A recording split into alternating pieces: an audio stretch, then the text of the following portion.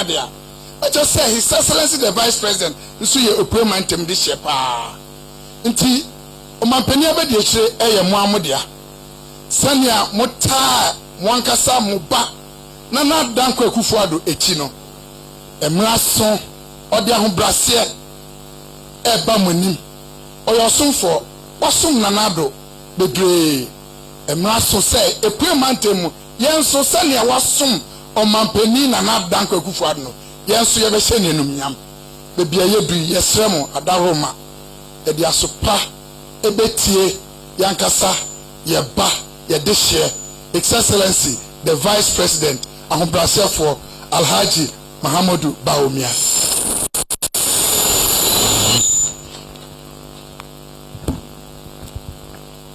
Thank you very, very much. Our fathers and mothers and chiefs of the Eastern Regional House of Chiefs, it's with great humility and a profound sense of duty that I stand before you here today as we embark on this journey towards the future of our beloved Ghana. We gather here today and reminded of an proverb that resilience is deeply with our shared values and traditions. And it says that when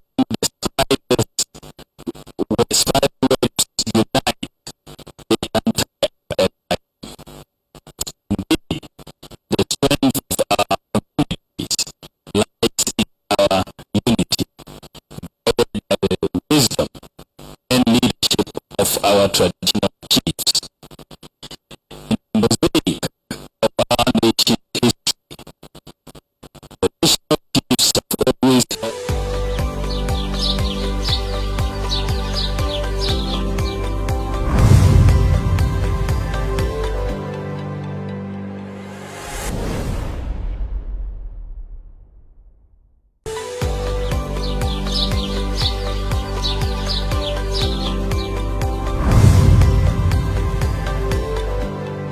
stand on the threshold of yet another crucial election.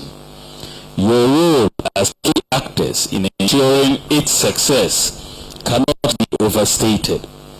Your wisdom and guidance are essential in framing environment of peace, unity and transparency, laying the foundation for a democratic process that truly reflects the will of the Ghanaian people.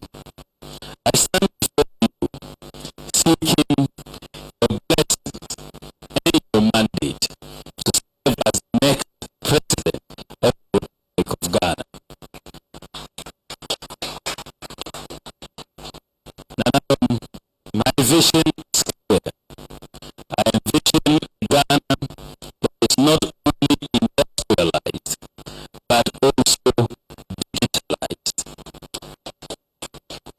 Nation at the forefront of innovation, prosperity, and opportunity for all.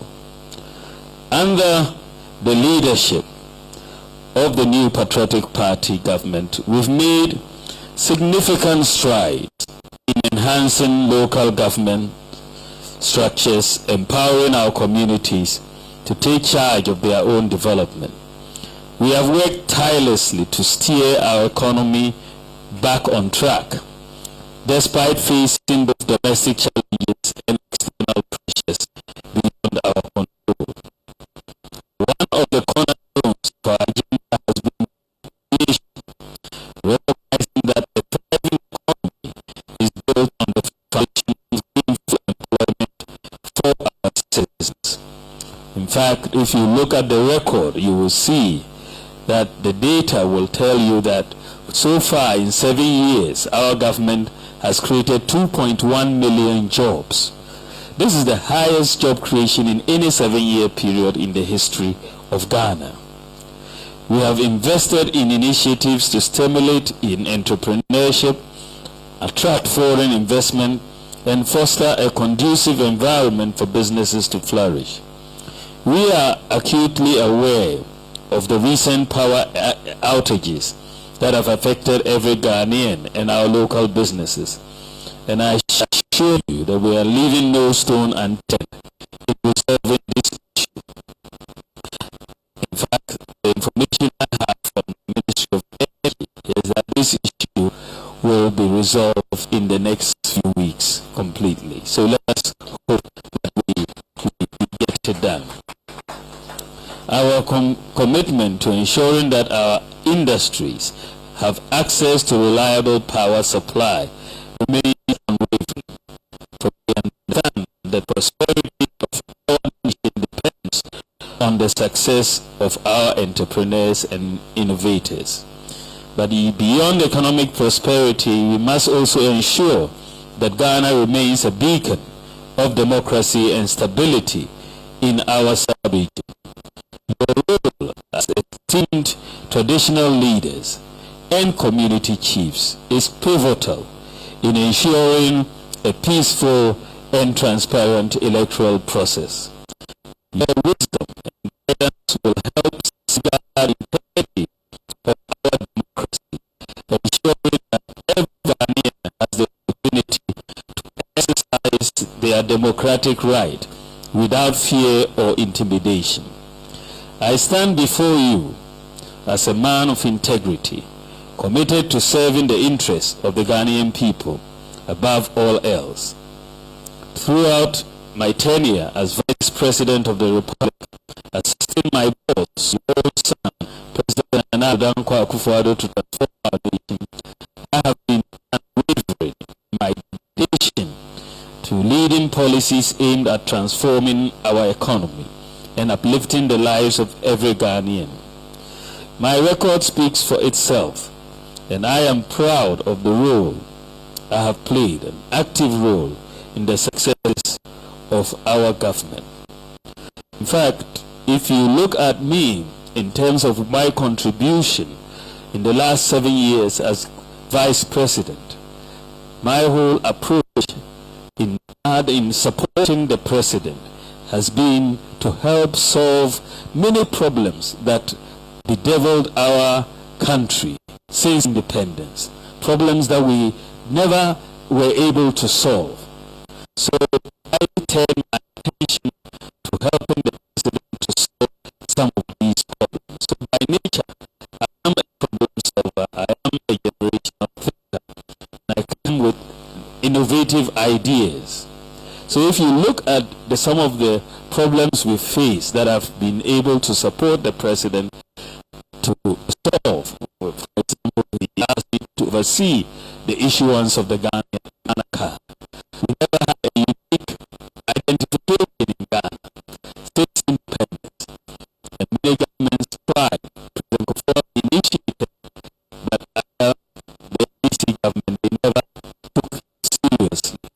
When we took it very seriously, and we have issued the Ghana card to over 17.6 million adults. That is 85% of our adults. Now we have to start issuing the Ghana card for the new children from 6 to 15, and this is going to start very, very soon. The next couple of months, they will move into the schools. And then we have also started issuing Ghana card.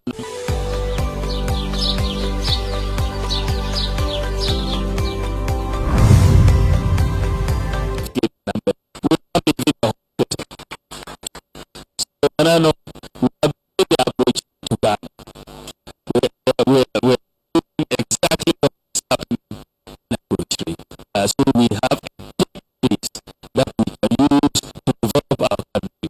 This is what we have been lacking since independence. Many people don't understand the importance of it, but you can't develop manage the country, but economy is a possibility of who people are. And how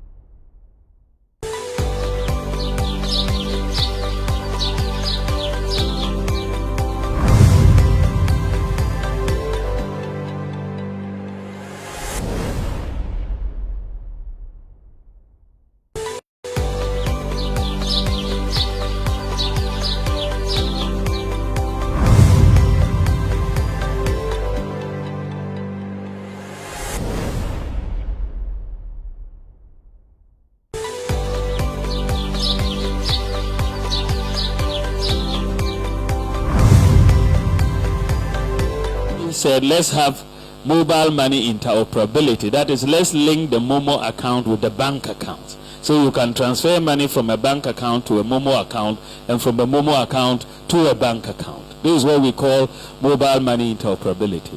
When I mooted this idea, because it has never been done in Africa, many people thought it wasn't going to happen. We went ahead and we have it. Mobile money interoperability is now a reality between bank accounts and mobile accounts, and we're the first country in Africa to achieve it. And so if you today in Ghana, if you have a mobile account, it's just like the past bank account. Many people do transactions now just on Momo. Most people don't even visit their banks to do transactions. They can transfer money to bank accounts, send money from bank accounts.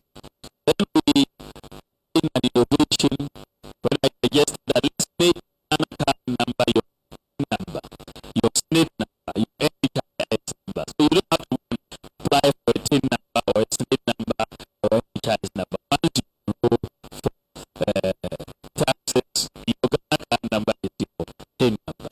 And that is what we did. And that has made a very big difference. When we came into office, only 4% of the adult population of that had a TIN number. And it's even getting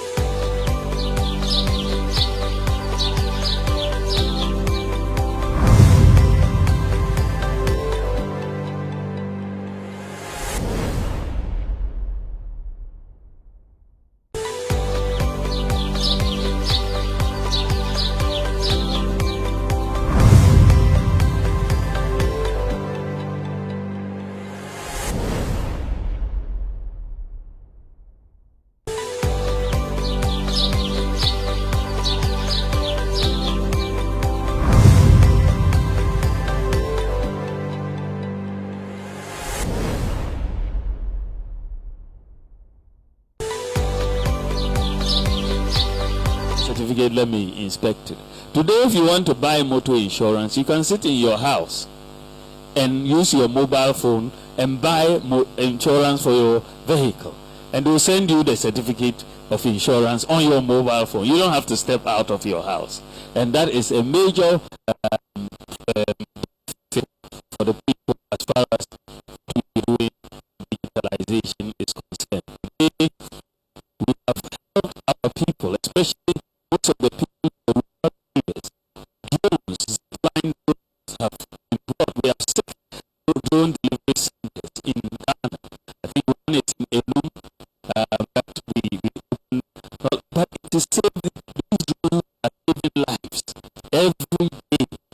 Blood, vaccines, drugs, and so on. In fact, when we had floods in their floodplains and we needed examination papers to get to them, we remembered that we had drones. Drones brought examination papers in the villages when we couldn't have. Ghana is the world. We are the largest medical drone delivery in the world. The whole world. And the drone centers are 100% manned by Ghanaians. 100%. It's our young people. Recently, they came and hired one person from Ghana to go and lead a team in San Francisco on flight operations of drones. And that is telling you where our people have gotten to. And one has gone to Japan. One has gone to South. And if you look at Africa-led drone operations, they are all headed by Ghanaians. We are taking the lead in the whole world in this area. Young doing this. You say that they go to the needs to get a student loan. Your Ghana is efficient. I don't mind the idea of the Agenda 111. Let us put a district hospital in every district, a regional hospital in every hospital, region, and psychiatric hospitals across the 3 schools, and that is also working very, very well. Sign Hydro agreement, which we've done many rules from, was another idea that I helped with. The Zongo Development Fund was another. Good for Canada. Today we are able to buy electricity from our mobile have to go to ECG. We're able to renew our national health insurance from our mobile phone. All of these are ideas that, by the grace of the president, I've been able to support the government with. And if I list them, there are over 30 new initiatives that, as vice president, I've been able to do. So, if as vice president I've been able to help with all of these, then as president I believe I can do more for the country. Because my major opponent in this election, he was also vice president before, and he was president as well. As vice president, he cannot point to one initiative. Just, I've asked him, and I've been waiting for a few years now for that answer. Give me one initiative that you did as vice president. He didn't. There's no one policy initiative that you can associate with him as vice president. There's not one social intervention that you can associate with him, policy initiative, even as president. So if as vice president I have started this way, say agrono besoa, say ifrianepa. So magrono ashiase ifrianepa. Enti nananom shiremia na agrono bekosopa anyway. And so I believe that I have, demonstrated by my service to Ghana that if you give me the chance, I'll be able to work as president effectively for Ghana. I'm also someone who has led and is committed to the fight against corruption. If you look at the work I've done to stop gains in our payroll, we have used Ghana card and the fingerprint system to eliminate all ghost names on the payroll register of government. This has been with us forever, but today we have, because the ghosts cannot have fingerprints. So because of that, we are requiring fingerprints, they disappear. So because of that, we've simply eliminated the ghost names, and we are saving over 400 million Ghana cedis every year because of that. 400 million Ghana cedis every year because of the elimination of the ghost names. You look at the accountant general, look at the national secretariat, and the ghost pensioners there as well. We have eliminated all the ghost names, all the ghost workers, in all that. All governments have struggled with this, but our government has been able to solve that problem. It's dealing with corruption, in terms of digitalization, we've reduced significantly. If VLA is the same thing, the passport office, you can apply online and get your passport and so on.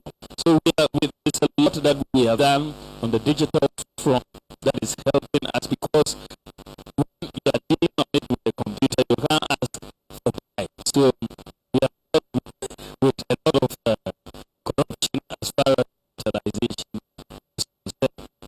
Now, another reason why I believe that you should support me to become president of Ghana is that I will be more accountable to you as president.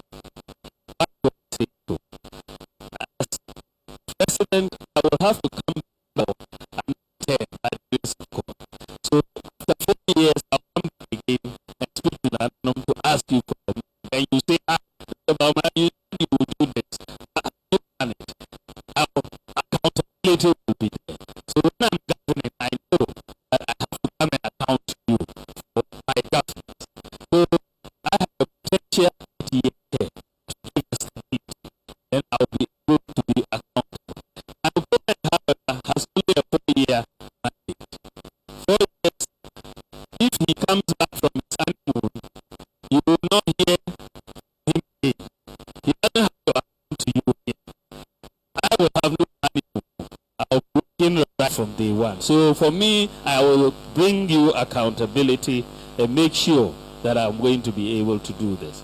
Now, another reason why I believe you should support me is that I have a compelling vision for Ghana. I want to do things we haven't done before. One of the major areas I want us to tackle is the cost of living. It is something I've been thinking very seriously with the recent increase in the cost of living. How do we bring down the cost of living? There are three areas that we need to really focus on. First is food production, the agriculture sector. Because the cost of food is high. And the cost of food is high. Also to do with the supply. If we go into commercial farming and irrigation and support it with technology, then we really expand food. The Eastern region is major bread basket for Ghana. We haven't really touched it. We really need to move into to increase our food production capabilities. So agric is one way we can bring down the cost of food. Then transportation. Nananom, I believe that the cost of transport keeps increasing. Anytime the fuel prices increase, GPRT and other unions immediately increase transport fares. And sometimes those increases are not commensurate even with the increases in the fuel prices. So I believe, Nananom, that it is time for Ghana to move towards electric vehicles in the area of public transportation. This will bring down we've done the math, we've done the estimates, and will bring down the cost by about 40%. Now, if that is going to happen, then it will bring down the cost of living. And so we are working very, very hard with Metro Mass Transit to bring in, to start with this year, at least 100 to 200 electric buses, which demonstrates how it's going to reduce the cost of transport and therefore the cost of living. The other sector is electricity. I have been too reliant on diesel for the generation of power, and it is time for us to rely on what God has given us, solar, to move power generation. So we are moving to initially do 2,000 megawatts of solar in the 4-year term, and by the grace of God I will add 2,000 megawatts of solar. That will be very reliable, that is environmentally friendly. That will significantly reduce the cost of electricity. And that's very, very important. And so if we're able to reduce the cost of electricity, cost of transport, and cost of food, we will really bring down electricity prices. And one of the areas also that our workers in Ghana, individuals in Ghana face, is the lack of ability to access credit. Workers in the West, when they earn $1,000, able to buy goods worth $10,000 because the credit system is working. For us, there's no credit system. Why is there no credit system? And this is what we have been working on. We don't have a national ID, we don't have an address system, we don't have integrated databases. But Nanano, we are going to change all of that. We are bringing a credit system to Ghana, and we are not even waiting till next year for me to become president before we start it. We are starting it this year. We are going to introduce individualized credit scoring system in Ghana. That is the key. What happens in Abrochire, everybody has a credit score. So in Ghana, you don't have a credit score. So if you're a good borrower and I'm a bad borrower, my sins will be visited on the good borrower. But Abrochire, everybody has a credit score. So if you go and you're a good borrower, you get a lower interest rate. If you're a bad borrower, they may not even give you money. If they give it to you, you get a high interest rate. So we have now, because of the digitalization that we have done, the linkage of the Ghana card with your bank account, with your SIM card, with your SNIT number, with your national health insurance number, with your tax number, all of that, DVLA, driver's license, because of all the linkages that we have done, we are even superior in credit scoring now. we are going to be superior to what they do in the United States or in the United Kingdom. The assessment of what we are going to be introducing says that, we have a much better credit scoring outcome. And so in a few months, we are going to outdoor Ghana's credit scoring system. And anybody can go and find out what your credit score is. You see, before, the credit scoring system was based on bank accounts, and very few people have bank accounts. But now, because of Momo and the interoperability with bank accounts, it's going to cover everybody who has a Momo account and who has a Ghana card number. You go in there and you will find what your credit score is. And the banks and the furniture people, car people, they will then be able to use your credit score to assess you, to give you credit. So the teacher or the nurse or the fitter can go and borrow on the basis of their credit and therefore be able to repay. And that reduces the pressure as far as the cost of living is concerned. And Ghana is going to be one of the few countries on the continent that is moving in the direction of credit score. We have it in South Africa. We are going to have it in Ghana this year. And I think it will be very good. Another area that I am going to push for is, there are two things. I want us to reduce the size of government in our economy and increase the size of the private sector. That is very, very key. I'm going to move to reduce the size of government and increase the size of the private sector. I want the private sector to build our roads, to build hospitals, to build dormitories, schools, and so on. Because government can reach an arrangement with them. I was talking to Charles the other day. Government starts many projects in schools and doesn't complete them. Some are back from the 1970s. In many schools, they are still there, uncompleted. But if you look at what happens in Legon, in tech, the private sector builds hostels and they rent it from them, isn't it? So the private sector can build a lot of infrastructure and government can rent it from the private sector. We'll pay over the period of, say, 15, 20 years, and then we own the structures. We'll structure it that way. Every school will have a vehicle because we will lease the vehicles. We don't have to look for money one time and pay for everything.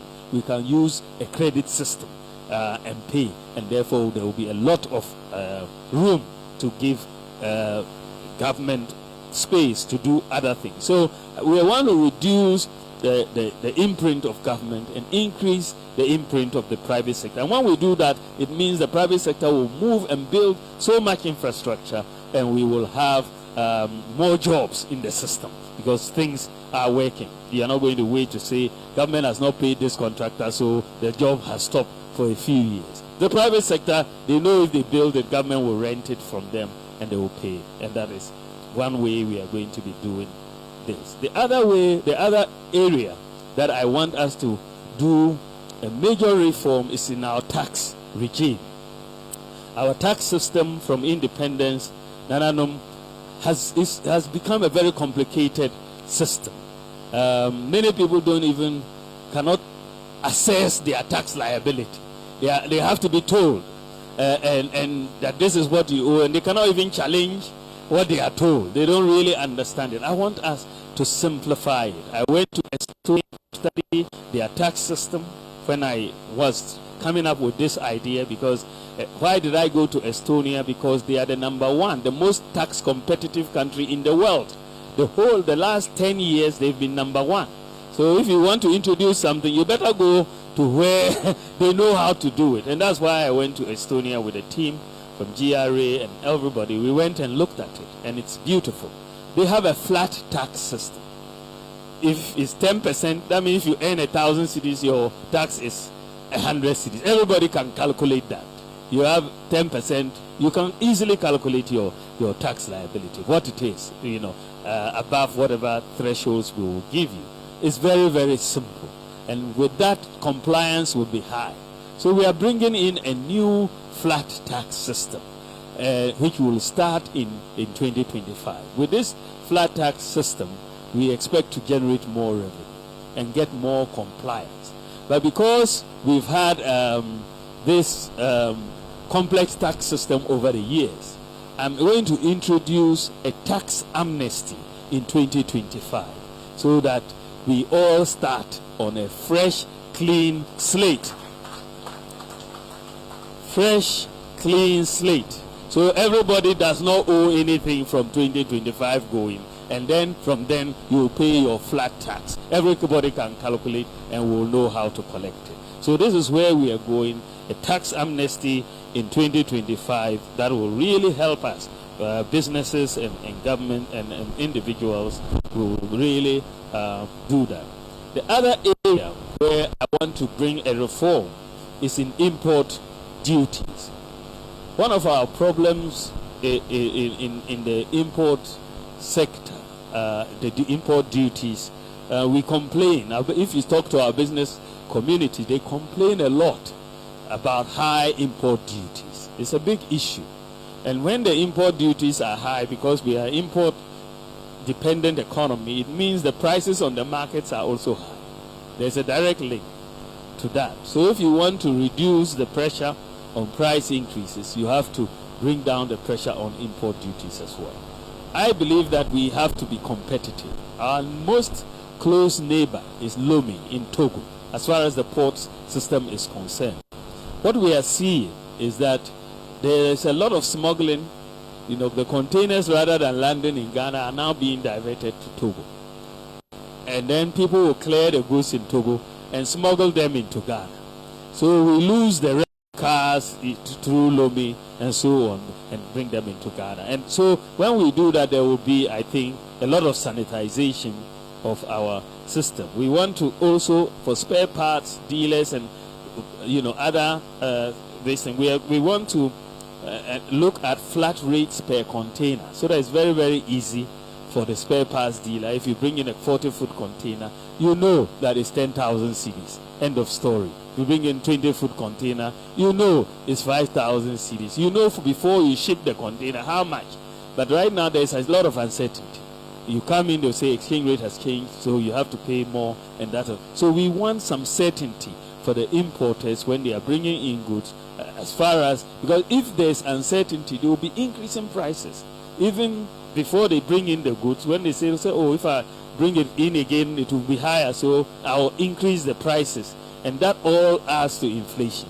So we want to bring some certainty in the pricing, and that certainty will come at certainty at the import duty level, and that really will help us to bring in this. So to help industrialization, I want us to establish special economic zones, especially at our border areas, whether it's Aflao or Elubo or Tatale, so that you can have economic activity, and when you produce some of these goods, you will have that. So across the country, we want to bring in special economic zones, whether it's in eastern region, western region, so that we can encourage companies to come here and set up and do with a lot of production.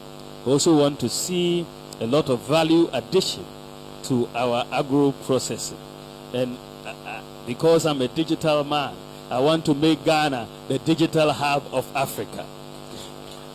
We are going to do it. It is possible for us to do it. And what I have found out about Ghanaians is the young men and women are very technologically savvy. They know the IT space. It comes naturally to them. And to help us do this, we are going to train 1 million youth, Ghanaian youth, in IT skills. And you don't need to go to university for you. Once you can read and write, we can train you to be a coder. You can end up being a software developer. It's not rocket science, but they can sit in Ghana and be working in Australia. This is how the technology is now. So we are going to help train at least 1 million youth in IT skills, including software developers, to provide job opportunities for our youth and all of that. One area, Nananum, that I also want to bring a major paradigm change is in our minerals regime. Nananum know more than us how the fact that our minerals regime has not really benefited us over the years. The nature of how it is shared, for me, has been at a disadvantage to Ghanaians. And so we need to re-look at it. We need to empower the Geological Survey Department. We need to empower our universities. And so we're going to provide money every year in the budget for exploration. Because that is the key. When you look at our 7 gold belts in Ghana, the estimate is that we probably have about 5 billion ounces. This is from the Geological Survey that we have not yet really gotten to yet. Now, that is huge. I mean, that is really huge. So that is about 10 trillion US dollars, right? That's too huge. Even if it's 5% of it that we bring out, that's massive. Now, what I want to propose, the new paradigm that I want us to propose is that if we have, the Geological Survey Department or the universities find gold or any mineral anywhere, once we have found it, then that gold should be 100% owned by Ghanaians. That mineral, I want us to move to a new paradigm of ownership. That we should look, if we have to bring in technology to explore it, let's bring in technology. But we can hire it. We can raise the money on the back of the minerals to do, and we can empower our Ghanaians in this process. Nananom, I also believe that we need to sanitize the small-scale mining sector. The illegal mining needs to be brought under regulation. And if we can do more community mining schemes and provide licenses and move them away from the water bodies, which they are contaminating our water across, I think that we can have more sanity in the mining space and make sure that they are able to. And we want to involve Nananom very much in this process of regularizing and licensing some of this small-scale mining issues that we have. Nananom also want to set up a minerals development bank, just as we have the Agric Development Bank. We also want to set up, because if you want to empower your mining sector, you need finance. And so, because we have the minerals, we need to set up a minerals development bank to support them, just as we have an Agric Development Bank for the farmers. And it is going to be very, very easy to do because it's based and backed by some significant reserves of minerals that we have, so that the bank, because our current banks don't have expertise in lending to mining companies, and we want a bank that is specialized in this, and we can help bring in a lot of revenue for government and a lot of money for our miners. So we want to support them. We are not going to be engaged in an adversarial relationship. Once you mine according to your license, government will not disturb you. We will help you, we will support you with your equipment, your financing, and so on, and you mine responsibly, such that you don't damage the water, don't damage the environment, and that is what we are going to do. So Nananom, these are just, I can't give all the ideas, but these are some of the ideas that, if by the grace of God you give me your blessing and the people of Ghana vote for me in 2025, these are some of the ideas we are going to bring. We are going to create an economy that is a job-creating economy. In your own jurisdictions, your biggest problem is jobs for the youth. And that is what we want to come and move on to solve as for our people of Ghana. Nananom, I thank you very much for your attention. God bless you.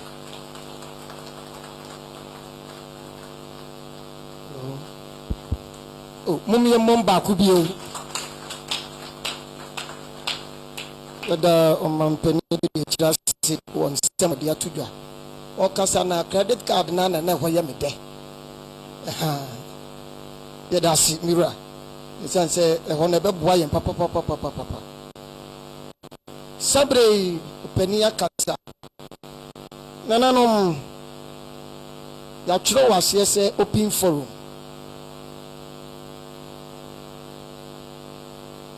Nananom madawroma ɔmampanin abɛdi akyirɛ kasa wie yi na yɛbɛsrɛ sɛ obi bɔ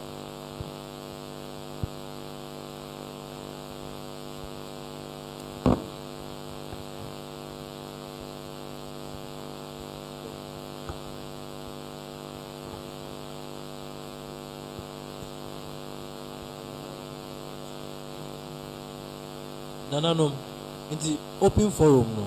If Emreko, Jankebenya bear 5 questions, sir. Okucho so ninja. Into Yabemo Okucho so ashasi. Then obey me beside the questions in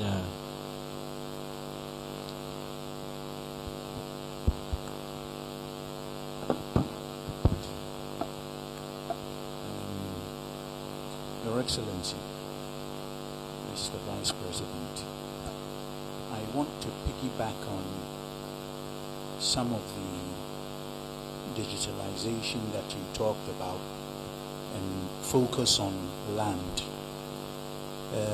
We have a considerable inventory of land. Approximately 85% of the land surface area that we have in Ghana are owned by stools, families, and skins. The problem is we do not have an accurate cadastre or mapping of the land that we have now and its further and better particulars. That then stops us from developing the land or leveraging the land for growth. To the best of my knowledge, the government has tasked the Lands Commission with procuring the data, that means up-to-date maps of Ghana. And again, to the best of my knowledge, that procurement is at consultant stage. What I am asking is that government give that some priority and accelerate that project so that in the shortest time possible we can acquire all of that up-to-date data in the various spectrums that we need so that consumers of that data can use it for development to accelerate growth. That is in the shortest time possible. And that data would pay for itself within 2 years.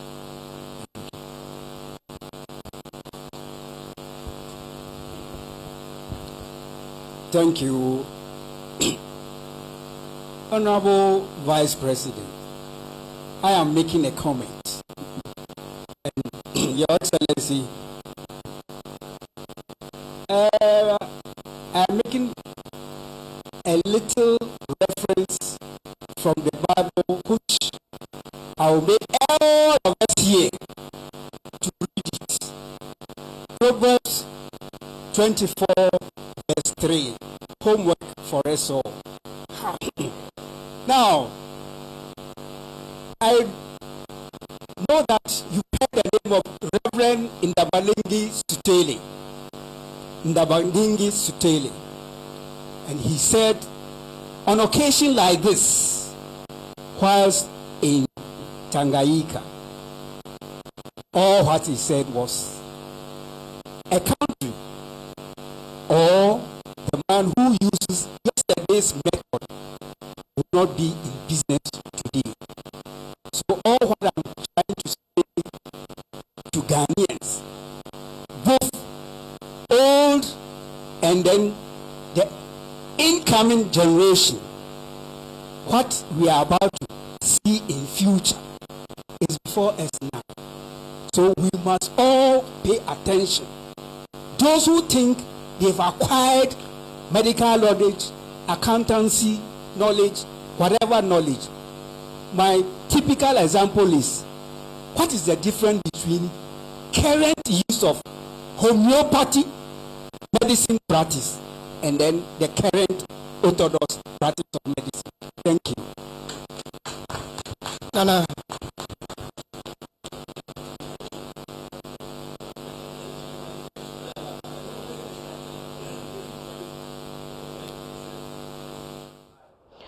You're watching ABC News Ghana, and you just had the Vice President address the Eastern Youth.